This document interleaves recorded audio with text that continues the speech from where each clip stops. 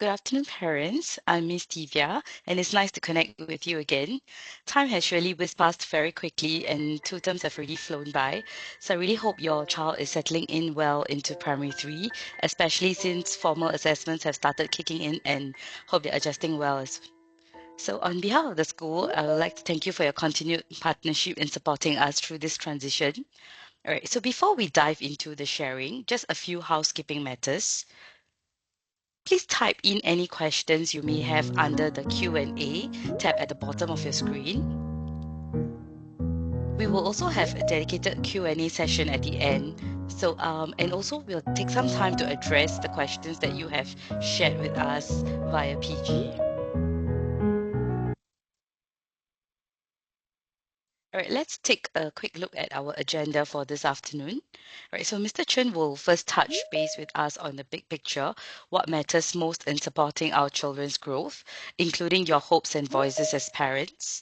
He will then walk you through the refreshed approach to developing students with academic strength and talent, what these changes actually mean for your child, and how we can partner with you on this journey.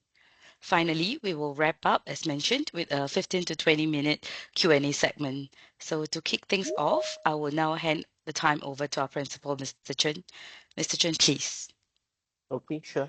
Very good afternoon, parents. Thank you once again for joining us. Thank you, Miss Divya, for the very quick agenda setting, what's going to happen. Just allow me to share my slides very quickly.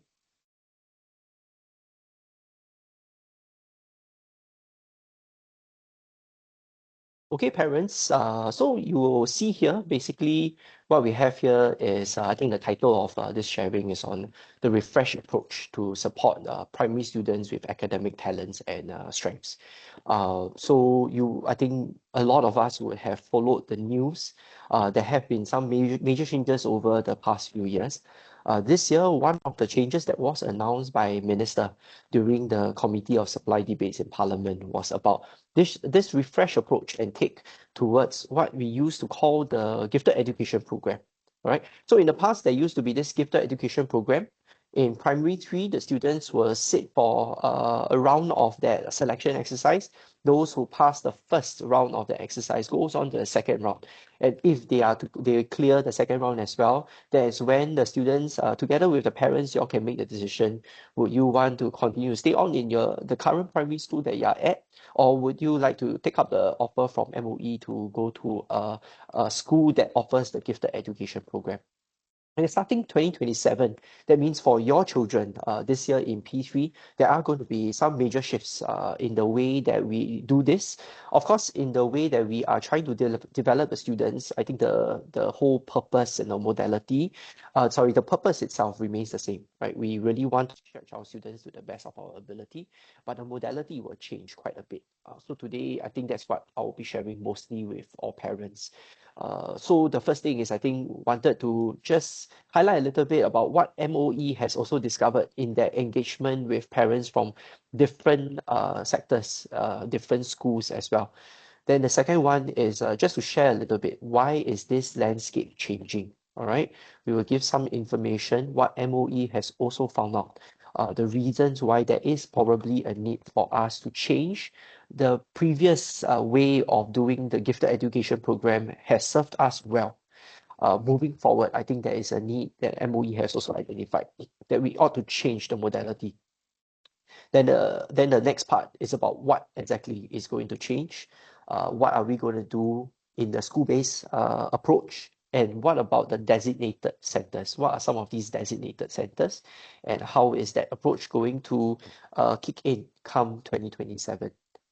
Okay, the last thing is that making it work out, I'll give some preliminary information on our school-based as well as the center-based modules, the modality. I won't be able to give you the minute details, the fine details, because some of these things we are also taking alignment from what is happening at the national level. Once information regarding the designated centers and the center-based modules are being released, that's when at the school side, we will be able to take alignment and make our changes in school as well. All right, as well as the last bit on how do we partner parents in continuing to nurture our children's strengths.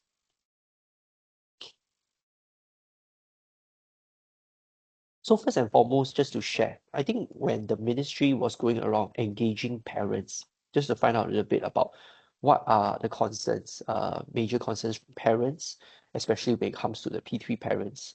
I think these are some voices. Some parents did mention there is a lot of stress that comes from parents themselves when it comes to wanting the children to do well. So gifted education program, I think has become one source of contention as well as one source of stress for some parents over the years. Right? Majority of parents, no, it's still okay because I don't think that majority of parents pay that much attention to the gifted education program as a whole. But I think for some parents who know that your child is possibly gifted, they have shown certain signs of giftedness, then there is the question of how do I ensure that my child is stretched to the best of their ability. Different children are different. They have their unique strengths as well.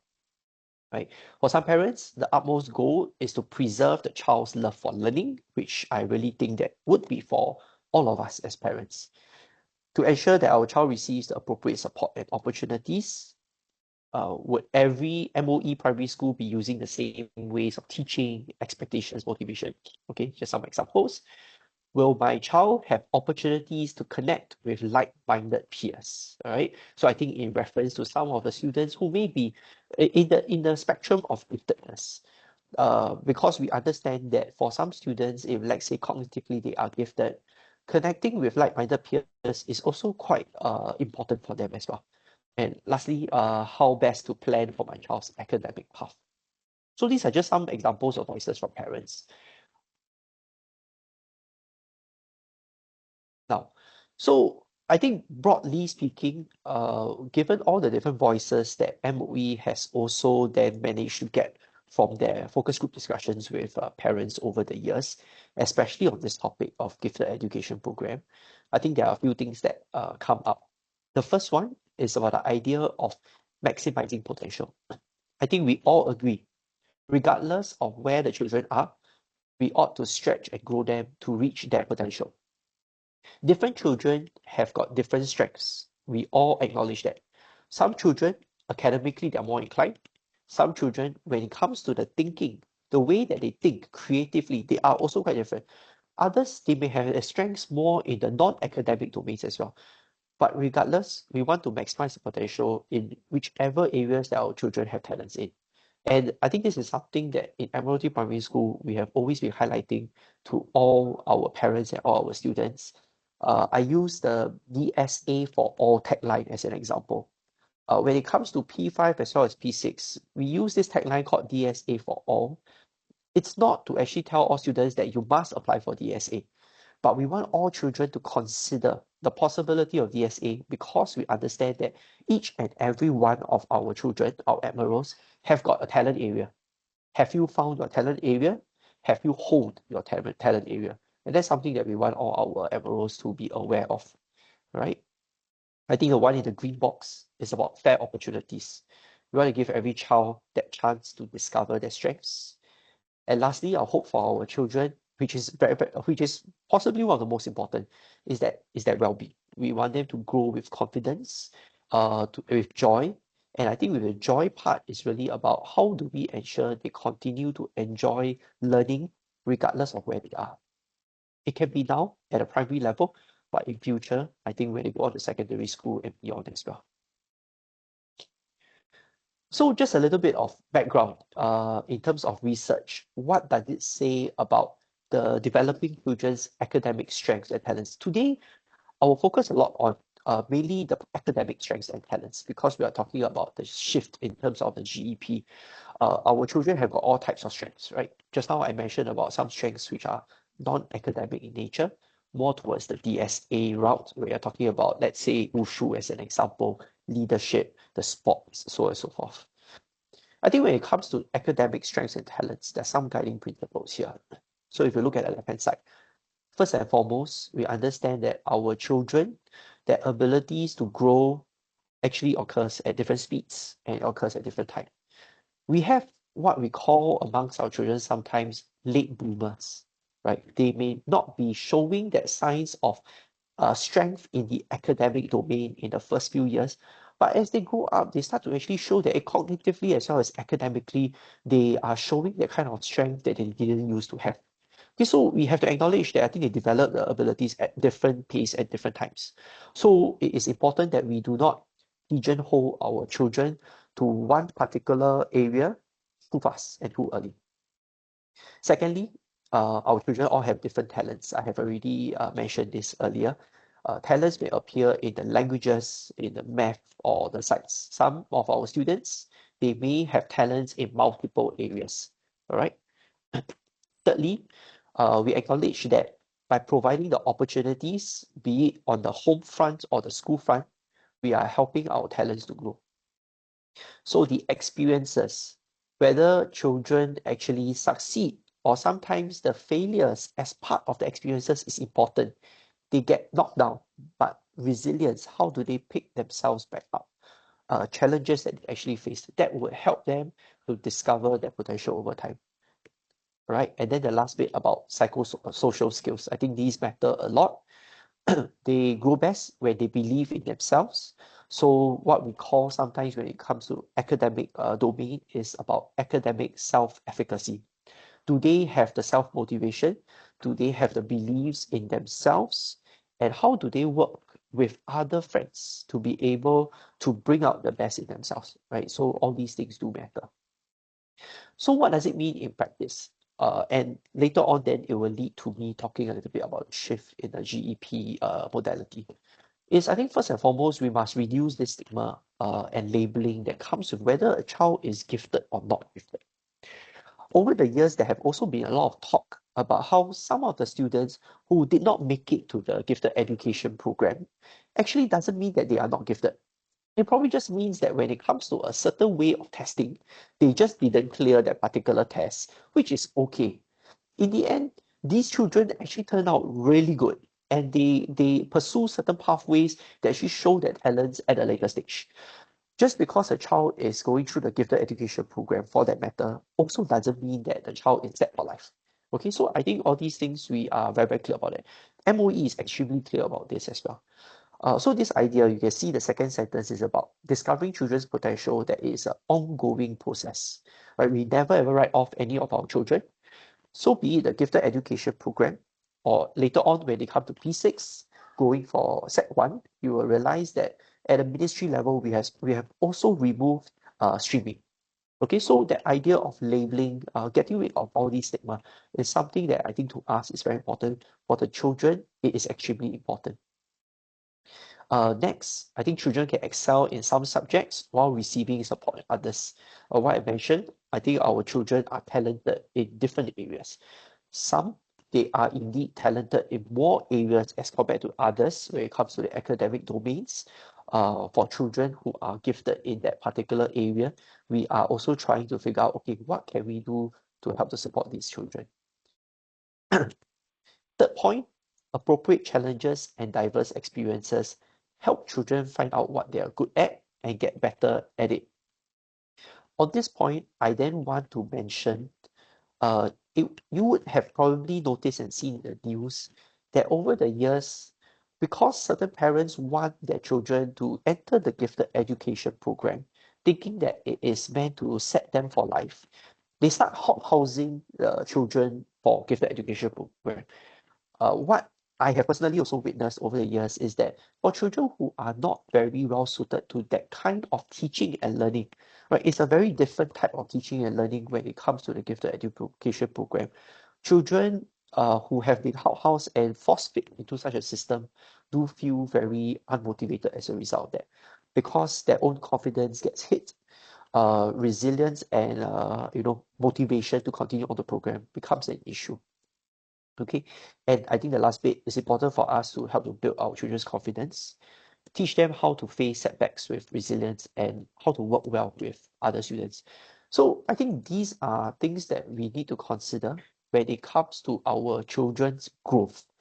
So it's not just about the academic outcomes and the results, right?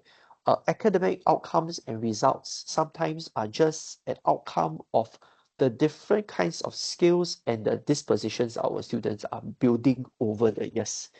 Just because a child does well or not well in a particular exam doesn't mean anything. It's just at that point in time, in terms of their learning, has the child actually gotten certain things right and not? Okay, so we mustn't place too much emphasis on just that one particular point of academic results. Okay, so how do we grow our children's talents? I think firstly, every child has a different strength. They should not be expected to be strong in all areas. We as a school always want to grow our children holistically, so there is a certain baseline.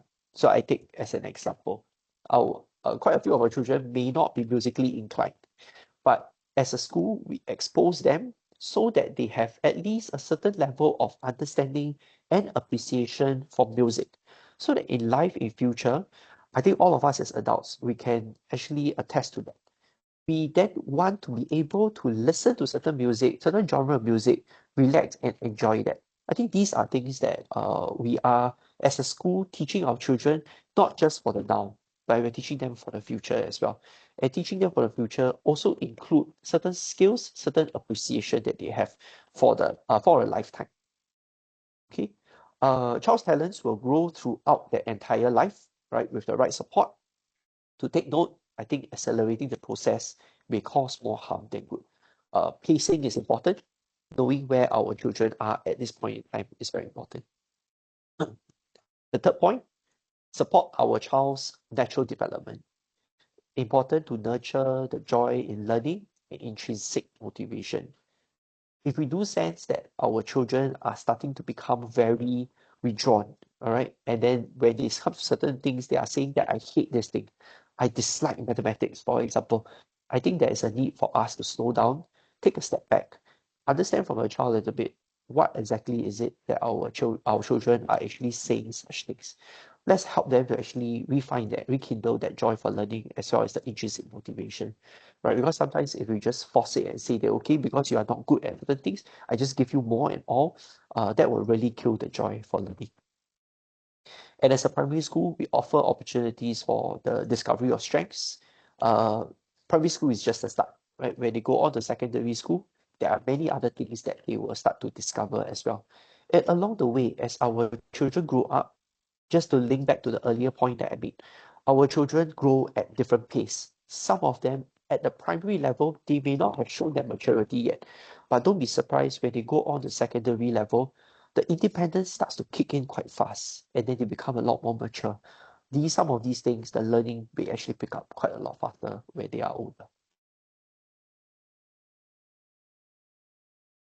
So just to share a little bit about MOE's own take when it comes to this lifelong learning, what is the life course when it comes to talent development? Every child has his or her own talent areas. Right? I think we are all very clear about that. Primary level, we focus a lot more in terms of the discovery, in terms of the foundational stages. You notice that the word specialization doesn't come in at the primary level yet. So this is something which, especially at a P3 level, I think we want to be quite mindful about this. We discover, we build the foundations in school. When it comes to the stretch programs and all, we are also quite careful. We may expose some students to the stretch programs, but we don't want to get the children to specialize too quickly, all right? Because if we specialize too quickly and we go too deep, sometimes it may actually kill the joy of learning. And so a lot of these then happen in the secondary stage when it comes to specialization, and then we stretch the students cognitively. We want to build their resilience, what we call academic resilience as well in the children. Sometimes they will see failure. Very often, I think we have experienced that ourselves. When we went on to secondary school, suddenly the tests and examinations, we may not be able to cope as well. We have started to not score as well as we used to do in primary school. That is quite natural, right? But it is a phase of us actually going through this entire stage to get that stretch and then to actually build that kind of like resilience to reach that stage. Post-secondary school, that is when I think the actualization comes in. Actualization meaning that I think the students will start to discover for themselves what exactly do I want to do when I go into the adulthood. Are there certain jobs that I'm interested in? Are there certain internships? Are there course of studies at the tertiary level that I want to pursue? Maybe I'm a lot more inclined towards the sciences. All these things happen much later, not now. Okay, so then allow me to then share what this entire refresh approach will look like in place of the gifted education program. So starting from on the left hand side, you will see at the primary 3 stage, uh, it used to be a two-stage identification exercise. Now it's just a standardized one-stage identification exercise at P3. And in this one-stage identification exercise is mainly for English and math, not for science, all right? Because science is a new subject that students have only just taken. And MOE is very, very clear that it really doesn't serve any purpose. If let's say we were to have identification exercise to identify the talents of students in science, that will probably come at a later stage if you want to go very deep into the specialization of subject. But the focus is on English and math. Okay, then ongoing identification at the upper primary years, we do make use of many different sources as well at the school level. Identification through teacher observations, student work, daily observations of their dispositions. Do the children actually ask curious questions? Do they have that spark when it comes to certain concepts that are taught in class and they are able to link concepts to concepts? Ask certain questions that show that curiosity in that particular subject. Right, the next one, a very important point to take note is that children who have then been identified, especially those who have been identified by the ministry, is that they will remain in their own school instead of transferring to a GEP school. So there's no longer that concept of GEP schools. All right, there are certain schools that have been identified as designated centers. I'll share that in a very short while. They are just designated centers for the modules to take place after school. Right? So what happens within our school, because our students stay within our school, is that there are a couple of different provisions. The first one is what we call school-based provisions. And it comes in two parts. One is in class, there will be differentiated instruction, different extensions that we will want to continue to stretch certain students who are able to access the material, right? There are certain things that depending on the pace of the class, depending on the amount of time that is being given to the class as well, it can take place during curriculum time. Okay, certain what we call differentiated instruction by the content, by the way that the teacher teaches the class. Importantly, from next year onwards, what we will also have is we will have this after school program for some of our students that we have identified that will stay on in school, have within school, where they will attend these programs after school. Now, there is another one which is outside school. They will take place. For us, the designated center is at Innova Primary School. So Innova Primary School, its nearest MRT station is Woodlands South MRT station.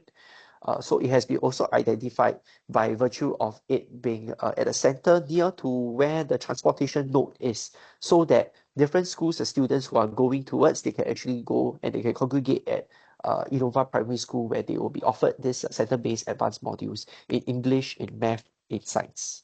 Okay, so weekly sessions, students who are identified, they will attend these sessions in one subject of strength. All right, so it will be one advanced module that they will take place, that they will actually be offered. Students can also access interdisciplinary modules during school holidays at this designated center. Okay, so the difference between the school-based and the center-based, during after school, the school-based ones is taught by our own school teachers. At the center-based, what we have is that it's a 2-hour weekly after school, one session, likely to be one session per week for each of the subjects. Okay, and it's taught by specially trained teachers at the designated center. Later, there may be some questions about how many different modules can your child actually take if your child is identified for more than one. Okay, the short answer at this point in time is just let you know it's one, and I'll give you the reason why.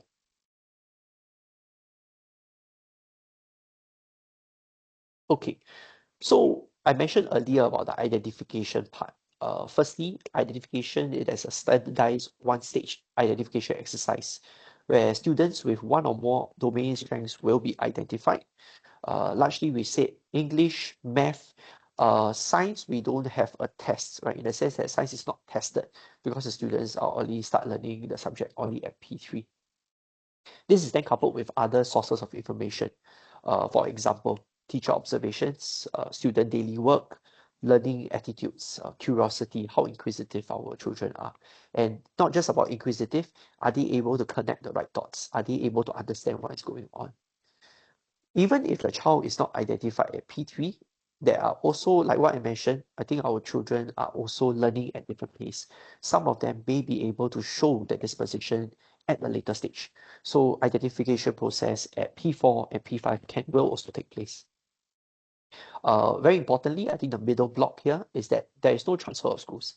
So children who are identified for the center-based modules, they will go for center-based modules, while as a school student, they remain in our school. They will no longer be transferred. In the past, for example, if you chose a school like Rosyth or let's say Henry Park, then they will actually transfer the school to that school. But I think the idea here is that now students will remain in their own school, so the friendship bonds that they have built and all can be retained. All right. Students will travel to a designated center near the school, in this case, Innova Primary, once a week for the center-based advanced modules. Okay, and the right-hand side, I think it's just to talk a little bit more about the idea that now we are stretching the students who actually have shown that they will probably need, they have the potential and will need a bit more of the stretch beyond just what is provided in the classroom. So there are a variety of school-based provisions, and then for some of the students who have been identified for the center-based advanced modules, okay, who are assessed to benefit from a further stretch once a week after school, as well as the during school holidays, where there are what we call either the bridging programs, or if not, there will be interdisciplinary kind of modules that they are offered to the students.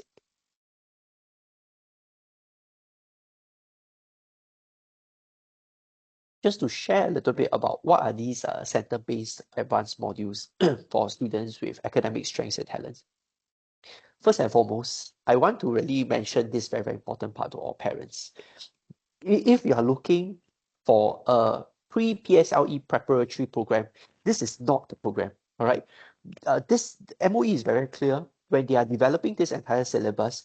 It is a very, very different syllabus from what is being taught in the classroom. If you want your child to do well in the PSLE, there are many different things that we can do. Okay, yes, it comes with drill and practice. Sometimes it comes with the clarity in teaching learning in the classroom, conceptual understanding, or but the center-based ones are very different. For example, over here I mentioned inquiry-based exploration. So in the teaching and learning of science, when it comes to the center-based advanced modules, they will be exposed to many other different types of concepts that are outside of the syllabus. Right? It's not within the entire syllabus, but the whole idea here is to cultivate the curiosity, creative and critical thinking. How do they actually work with their peers to design projects, for example? And it really has got nothing to do with the syllabus of PSLE. Okay, so I think what was mentioned, holistic development, nurturing advanced learners, holistic growth by developing psychosocial skills, right? How do they work with other peers who are within this center, trying to access this center-based advanced module as well? The point that I just mentioned, it is de-linked from a PSLE. The content is designed to stretch students with academic strengths and talents. It's not for national exam preparation, all right? So I also then want to clarify for all parents, you don't have to be worried just because the child is not identified for the school-based or for the center-based modules, right? It doesn't shortchange your child when it comes to the preparation for the national exam at all. The core teaching and learning and everything that we are most concerned about, naturally is still taking place within the classroom during the normal teaching and learning. Okay. In terms of subject mastery and peer collaboration, so the domain-specific provisions, there are advanced modules in English, math, and science. There are some interdisciplinary modules as well. It can take place during the term time. It can also take place during the holidays as well. Okay, and I think of course, one of the benefits of a center-based advanced module is that you have peer learning across schools. Students from different schools come together to interact with one another.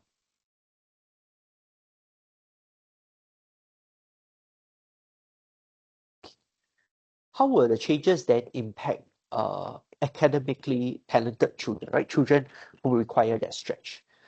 I think the first thing, what we mentioned, is that the children will have the benefit of staying on in the current school environment.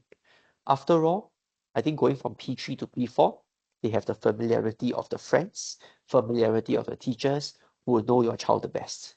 Okay, so your child can continue to focus on receiving the kind of development in the academic area as well as the I think non-academic area as well. Can continue to receive that kind of support in the school, in the existing school that the child stays on in.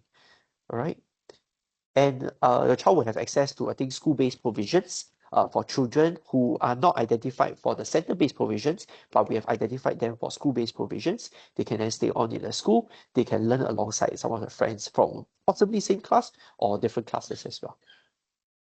If a child is identified the benefit from a further stretch, then he or she will experience learning outside the national curriculum at a designated center. Okay. I will touch on this a little bit more later as well. But I think parents, there was a question inside where we had sent out this PG to everyone regarding today's session, and we asked whether you had any questions.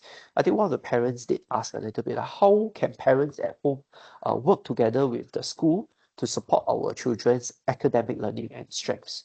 I think these are the few things which are really quite important. It's not about just the drill and practice and a lot of the practice to get the children to get better at the mathematics, for example. That is important. But there are other things which are even more important. How do we spark that curiosity in a child?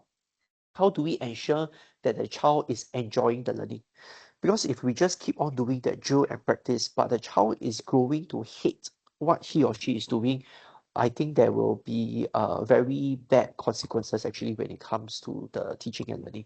So we don't want that to happen. We don't want a very vicious cycle whereby the child starts to hate learning and then we drill the child to continue to practice even more, but it's not seeing any results, right? So how do we nurture that interest with the children? Read a lot, bring them out. Very often when we see different things like happening, they're outside of what is happening in the classroom. Let's ask them those questions, get them curious, get them excited, right? And I think the last one, which I mentioned quite a bit about, is I think there is a difference between ensuring there is a right amount of academic pressure and stress. Having that a bit of a competition is always good. Having a bit of that stress for our children to grow is always good. But I think we shouldn't do that overtly. We shouldn't do that to the point whereby the child actually hates learning. Okay. Okay, so I think some questions here that I will try to address, but at the same time, I think my next slide will be able to address some of these questions too. I start from the one on the left-hand side at the bottom. How did MOE select the 15 primary schools that have been designated centers? Just to reiterate, the one that for Admiralty Primary School, next year we will be going to, as well as other schools in the region, is we are going to Innova Primary School. Our children will be identified for center-based modules, will go to Innova Primary School. But if I may share, on a year-to-year basis, how many, based on our knowledge, actually the numbers will not be big. It is a handful of students. And not to mention, we are talking about a few students for mathematics, a few students for science, a few students for English. Numbers wise, I do expect that it may be anything between, let's say, 5 to 10 students in total, right, across all the different subjects. That is the kind of numbers that we're looking at.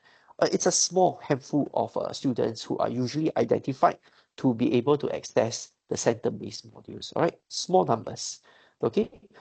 These primary schools, how are they selected? They are selected because they are usually near to the MRT station, convenient by transportation for students from different parts of Singapore, right? So you imagine in the north, there are a few schools, south, east, and west as well. Okay, how will the school manage the students' well-being and workload when they attend center-based advanced modules? I will share a little bit in the next slide, right? Next question, are there certificates or recognition for students participating in the center-based advanced modules? There is no certificate per se that has been given out, but just to share, this information will naturally be actually logged inside the holistic progress report of our children. So usually we have this thing called a school cockpit. We do key in things like the CCA, we key like achievements of the students. So the child's representation in this center-based module will be also locked inside our data source, right? So it does follow with the child, so that there's a certain understanding. Okay. Next one, how will MOE equip schools to identify students with strengths and talents in the academic domain? I'll cover that in the next slide as well. What criteria? Yeah, so it's the same as what criteria I used. Uh, okay, and then the last one, how will transportation to the center be arranged? Okay, just to share this bit on transportation, next slide will go in detail on that. But MOE has also left it to the different schools to manage it. The autonomy is given to the schools to decide how we want to do it. I think initially we were also wondering, one possibility is because we are so near to the MRT station. On the first few times, we can probably we'll have one of our staff to bring the children to the MRT station and then teach them how to take the MRT, you know, build the independence in them. But we have also worked in other considerations as well. So let me just share with you what we will be doing. Not confirmed, but this is our plan at this point in time. Okay, so some preliminary information. I see your understanding is preliminary at this point in time because we are also waiting for confirmation from MOE as well as the center, the designated center, for their schedule. Once their schedule is up, we can then have a better idea of how do we work around. So transportation-wise, then we will also be able to work with Innova Primary on the transportation. Okay, to ensure the well-being of the students, and we want to help them manage the school load. Because take note, your child is already in P3, you'll be aware some of our CCAs have after school additional trainings on other weekdays as well, besides the Monday morning. Some of our students, quite a lot of them, actually take higher mother tongue also. So your child may be one of them. We want to ensure that those who are identified will not be loaded with too many after school modules.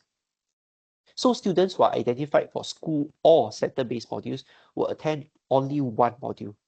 Okay, so those who have been identified for center-based advanced modules, we will definitely strongly encourage parents take that up and attend those at a designated center.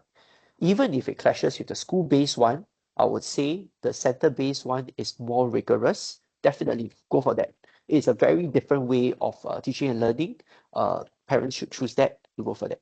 But you can only choose one module. So even if your child, let's say, is talented in both the English as well as the mathematics, make a choice. It's either one of those. All right. Otherwise, I think the load becomes quite high.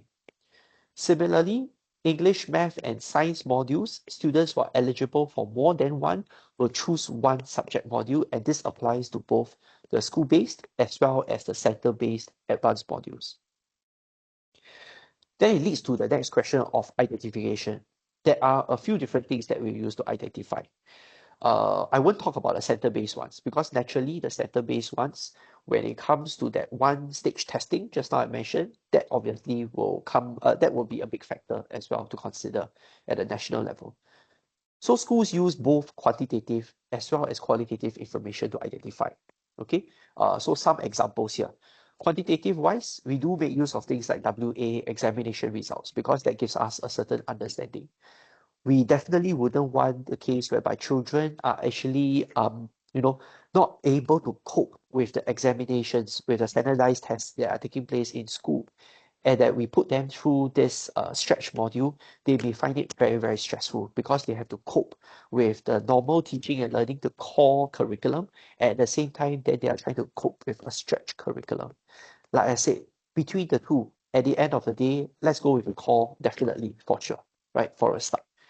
Other things, daily observations by the teachers, the learning dispositions.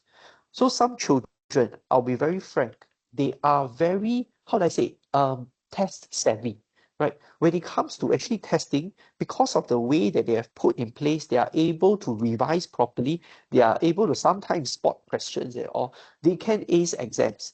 But children who can ace exams doesn't mean that naturally that they are able to be curious about certain things that are happening when it comes to learning different concepts, when it comes to doing science investigative projects and all, right? So some of these things we definitely want our teachers to provide information about daily observations and learning dispositions of the children, their daily work. Are they showing on a daily basis they are able to cope on a daily basis? So these are important information. So when we consider all these things together, then that's when we will decide who are the students that we will be offering the school-based modules to. Again, if I may assure all parents, just because the child is not identified for this doesn't mean that your child is being shortchanged, especially when it comes to things like exams, when it comes to how well your child will do in the academic domains. The school-based modules adopt a very different curriculum. It's not the curriculum that we are doing in terms of teaching learning in the classroom. All right. So that's why we have this school-based module that takes place after school.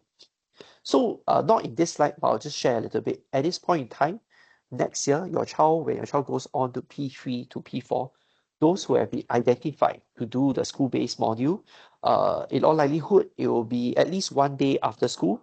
There will be a 1.5 hour to 2 hour kind of module that they will be doing after school. Right. So again, it's a small group that we're looking at, not anything more than 20 plus students a little bit. And we want to keep that size small because a lot of the things that they will be doing is not the pen and paper type.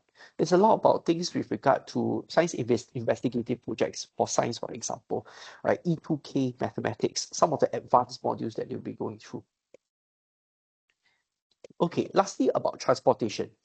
So all things considered, right, the school practice, what we will intend to do, but to be confirmed later on, depending on what is the confirmation at the designated center as well is this, and it also depends on a number of students identified, is that we will have a chartered bus with one of the school personnel following from our school to the designated center, and dismissal will take place from Innova Primary as well. So we will request that parents to make the arrangements for pickup from Innova Primary at the end of the module for that particular day. During the school holidays, take note, if you are attending any of the holiday modules, then again, it's the same thing, parents to make the necessary arrangements to bring your child, as well as the pickup from the designated center during the school holidays. But more details to be shared at a later date for the students where we identified. We will be meeting up with the parents to share the confirmation of the details for this. Okay. Because at this point in time also, exactly which date will it take place and the timing has not been confirmed. This is pretty much my last slide that I wanted to share with all parents. It goes back to, I think, a couple of questions that parents had as well. What are some of our areas of focus in the school? Also, what are some of the things that we can do at home to help and to reinforce together with the school? I think I wanted to go back to this quote, which I have shared with parents before, but I think it's important for us to help our children love challenges, to be intrigued by mistakes. Don't feel that just because they have made a mistake, that it is a very big failure. All right? We want them to enjoy the effort and to keep learning. Okay, so these are certain things that we really ought to help our children to see. So, as an example, when they get their results back from WA, how do they actually view the scores that they are actually getting back from the WA? Are they just looking at the scores, or are they looking at the questions, and how exactly have they done the questions? Did they get it right? Did they not get it right? And what are the reasons for not getting those questions right?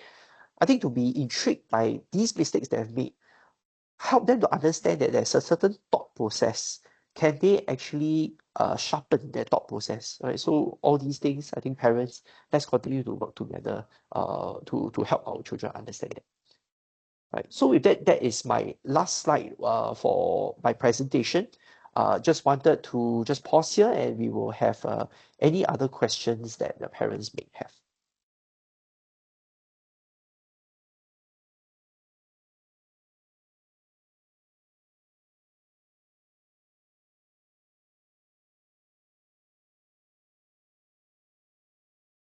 Just waiting for the Q&A to load as well. I understand that at this point in time, parents, you may be still thinking about the questions if you have any. Not to worry if you don't have questions, right? It definitely is not an issue in a sense, because I think everyone is still also trying to grapple with what it means with this new modality as well. But if you may ask me, I think at the end of the day, for children who are identified, it is a bit of a stretch. It is a bit of an enrichment in that sense. It is something good that students can also look forward to if we have identified that indeed we are able to access a very different way of learning.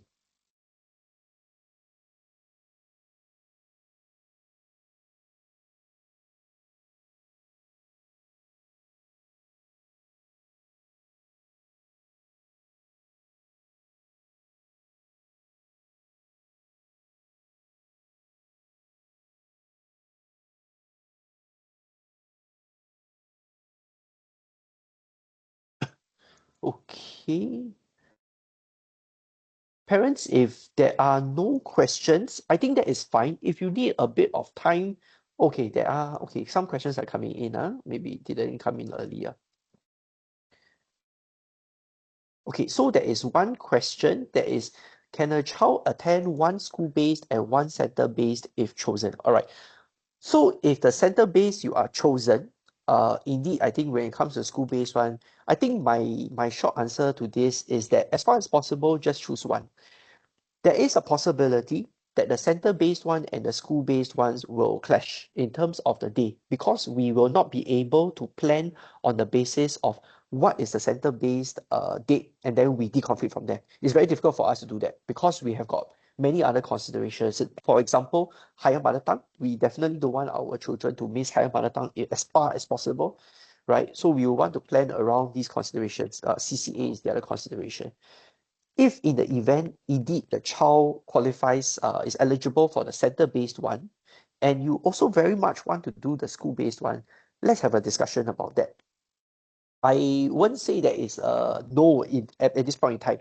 We do want to have a discussion, but I do want parents to think about it, to say that actually it will be quite taxing on the child if you attend all these, and it means that every afternoon the child may have something on. So there's that question of where is the rest day, where is the time for the child to then also be able to finish up whatever homework that they may have as well. They may need some of this time. Okay, I hope that answered the question. Okay, next question. Estimated when can we know the student who identified to join this program? And estimated when is this program? Okay, so just to share, when is this program starting? For this current cohort of P3s, we are naturally wanting to start this in next year, 2027, where they are in P4. We will usually not start from the first couple of weeks immediately, because we also want the children to actually settle in. Or as far as possible, if we can, we will try and start it in term one. It will go into term two and also a little bit in term three. On average, we are looking at each term having about 6 sessions. So that means 6 weeks in a term, thereabouts, plus minus. It won't be every week, because each week that we do have that particular session, it's about 1.5 to maximum of 2 hours. Usually about average about 1.5 hours. Okay. We know the students who are identified. When are they identified? More or less the identification, there's an eligibility, definitely by the end of this year, your child will know, so that we can actually start the process for early next year. What percentage of students will be selected? If selected, it's participation compulsory. Okay, to that second question, first and foremost, participation is not compulsory.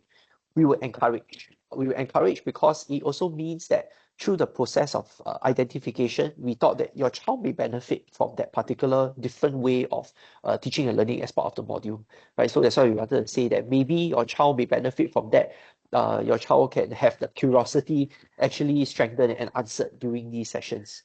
What percentage of students will be selected? Okay, at the national level, I must say, I'm not very sure what the percentage is selected. There has been talk in the past, could it be about like 1%, right? Because I think some of the yardstick they say is that if you talk about students who are truly gifted in that sense, we talk about giftedness, it could be 0.5% to 1%, right? Very, very small percentage of students who are gifted who require a different kind of stretch, right?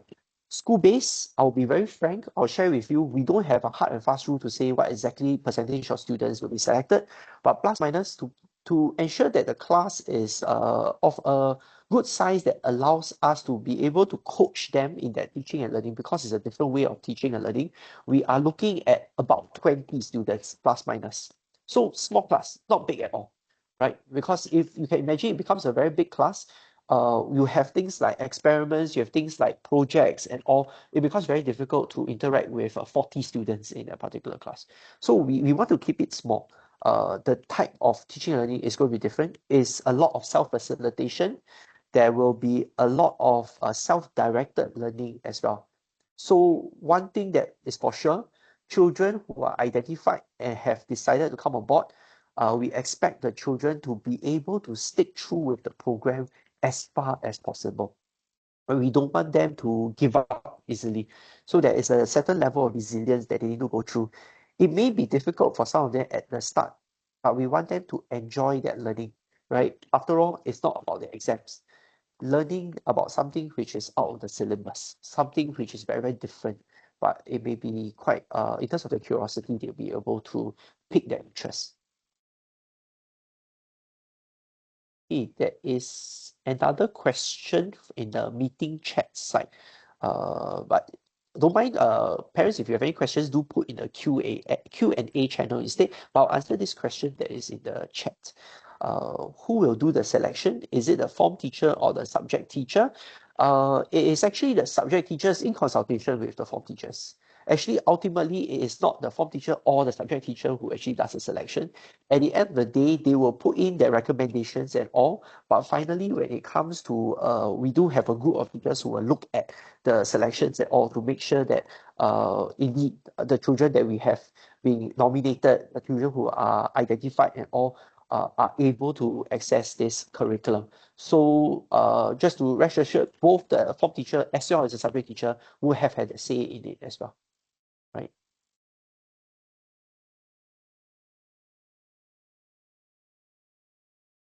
Okay.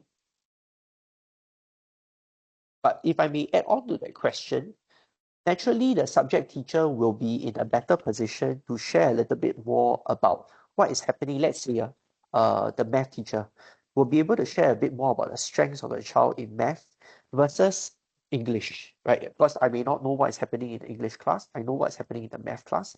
Again, if we go back to the idea that a child may have a certain talent in math, but not exactly in English, right? So we also acknowledge that. So the subject teacher gives a certain view. The form teachers naturally will also want to listen to what the subject teachers have to say as well, right? Okay,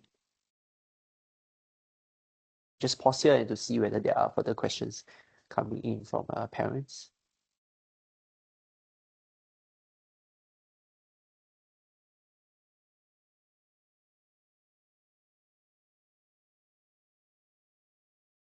Is there higher chance for those from FAS?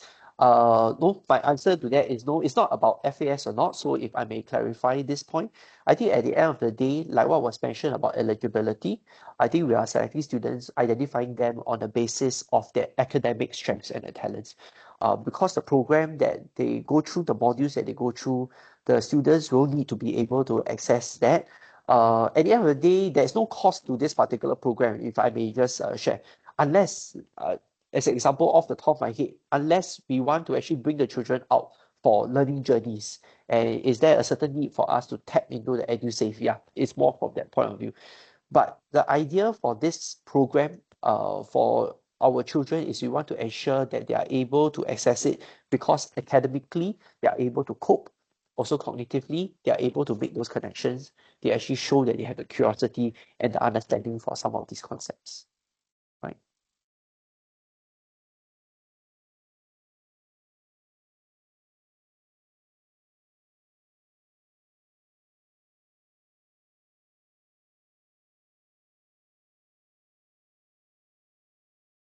Okay. Thank you very much for all these questions, parents.